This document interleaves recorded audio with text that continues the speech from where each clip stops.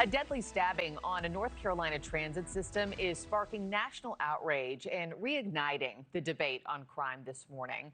A 23-year-old Ukrainian refugee was just brutally attacked in Charlotte late last month while riding the train home from work. The man accused of killing her has a lengthy criminal history and a background of mental illness. And now, of course, you've got a lot of people asking, why was he allowed back on the streets in the first place? Joining me now is former FBI special agent and former Navy SEAL Jonathan Gilliam.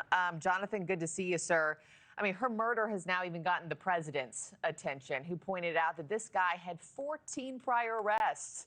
He served 5 years in prison for robbery with a dangerous weapon. How was he ever released to commit this kind of heinous crime? Well, it's a good question. That is the reality of the court system now, that somebody that is not only just a repeat offender against the law, but also a violent repeat offender, and somebody that that shows signs of mental illness and violence. That's a big problem.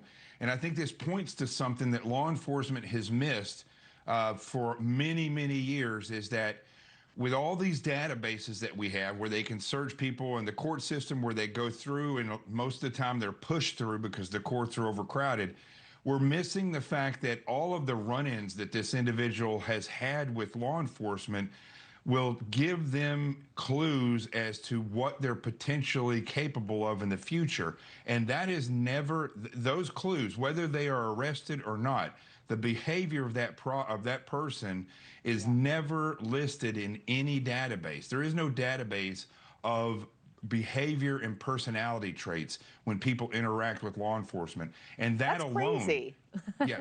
but that alone can do so much for law enforcement as they interact with people if that type of database was created. And as you know, you have a lot of people now calling out the 12 different judges who oversaw all these different past cases of his, saying they deserve their day in court too. But it's, you know, to your point, it's judges plus, right? It's the DA, it's the mental health system. What would be the first change that you would make to try to keep this from happening?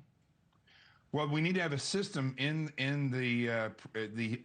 within the system. We need to have a system of looking at these individuals when they come in there, and we need to be realistic about this, not just say that they committed this crime. See, judges are huge on that. They look at the crime that person committed and they say, today we're only judging them upon this crime. But we need to have a system that looks at the totality of the circumstances of who these individuals are and the potential that they have to reoffend and injure people in the future. I can guarantee you, if the court system was not just a rubber stamp that consistently moved people through the system, and they started concentrating on this, what they would have is a better understanding of who to keep in jail and actually make it to where they stay there.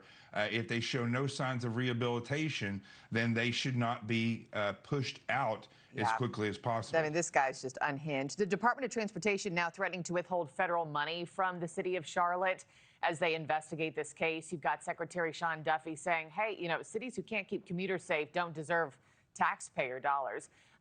Do you like that plan? And is that also part of the fix in your eyes?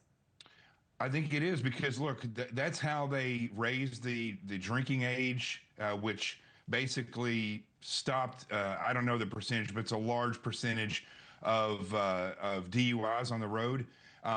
They have done things like this in the past where states didn't want to cooperate, so they withhold federal funds, and all of a sudden they cooperate.